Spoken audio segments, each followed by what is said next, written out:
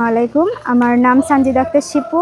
Bangla studies বিভাগ 21-22 session. আমি আমাদের সর্বজনীন শিক্ষার্থী সংসদ প্যানেল থেকে কল্যাণ বিষয়ক সম্পাদক পদে দাঁড়াচ্ছি। আমার মূল উদ্দেশ্য হচ্ছে আমার শিক্ষার্থী বোনদের জন্য কাজ করা। আমি অবশ্যই তাদের অধিকার, তাদের সুযোগ সুবিধা অসুবিধা, তাদের দাবি দেওয়া ইত্যাদি নিয়ে কাজ করতে আগ্রহী। আমি মূলত তাদের কণ্ঠস্বর হতে এসেছি। আমাদের ক্যাম্পাসে আমরা দেখি যে আবাসন সংকট, তারপর মেয়েদের নিরাপত্তাহীনতা, এছাড়াও খাদ্য সংকট, যাতায়াতের অসুবিধা এবং সবথেকে বেশি হচ্ছে মানসিক স্বাস্থ্য বিষয়ের যে ব্যাপারটা আমরা দেখি যে আমাদের বিশ্ববিদ্যালয় পর্যায়ে অনেক স্টুডেন্ট সুইসাইড অ্যাটেম্প্ট করতে চায়। কেন করতে চায় সেটা কি আমরা জানি আসলে?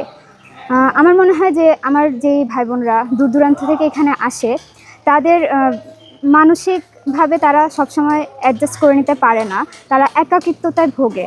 তাছাড়া একাডেমিক যে প্রেশারটা আছে, সেই প্রেশারটা অনেকে সামলে নিতে পারে না, তাই তারা ডিপ্রেশন, অ্যাংজাইটি ইত্যাদি রোগে ভোগে। আমাদের চবি মেডিকেলে ইতিমধ্যেই কাউন্সেলিংয়ের জন্য সাইকোলজিস্টরা বসেন, কিন্তু তারা শুধুমাত্র টকিং কাউন্সেলিং দিয়ে থাকেন। দেখতে পাচ্ছি যে আমাদের অন্যান্য প্রার্থীরা আবাসন সমস্যা, তারপর যাতায়াতের সমস্যা এসব নিয়ে কাজ করছে।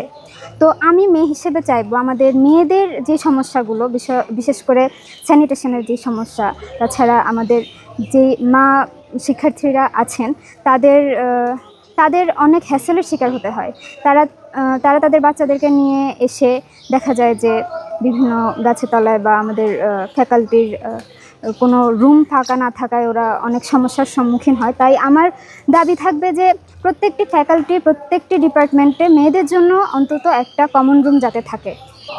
আমি নির্বাচিত হওয়ার পর আমার প্রথম পদক্ষেপ থাকবে আমাদের ছাত্রী বোনদের মানসিক স্বাস্থ্য সেবা নিশ্চিত করা। আমাদের ছাত্রী বোনরা অনেক সময় ডিপ্রেশন আর অ্যাংজাইটিতে ভোগে। কেন ভোগে? তাদের ভিতর হয়তো একাকিত্ব কাজ করে, তাদের ফ্যামিলি প্রবলেম থাকতে পারে, তাদের ফ্রেন্ডদের সাথে প্রবলেম থাকতে পারে। সব মিলিয়ে তারা খুবই ডিপ্রেশনে চলে যায় এবং শেষ পর্যন্ত অনেকেই আত্মহত্যার সিদ্ধান্ত নিয়ে ফেলে, যেটা সমাধান করা এখন সময়ের দাবি।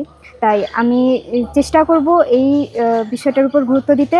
শুধু টকিং কাউন্সেলিং না, ওদের প্রপার ট্রিটমেন্ট এবং মেডিসিনের ব্যবস্থা যাতে করা হয় সে নিয়ে আমি কাজ করব। আর দ্বিতীয়ত আমি কাজ করব আমাদের মেয়েদের মাতৃকালীন ছুটি যে ব্যাপারটা, আমাদের চাকরিকালীন সময়ে আমরা দেখি যে মাতৃকালীন ছুটি আছে, কিন্তু শিক্ষাক্ষেত্রে আমরা এই মাতৃকালীন ছুটিটা দেখি না। বিশ্ববিদ্যালয় পর্যায়ে মাতৃকালীন ছুটিটা আসলে খুবই গুরুত্বপূর্ণ।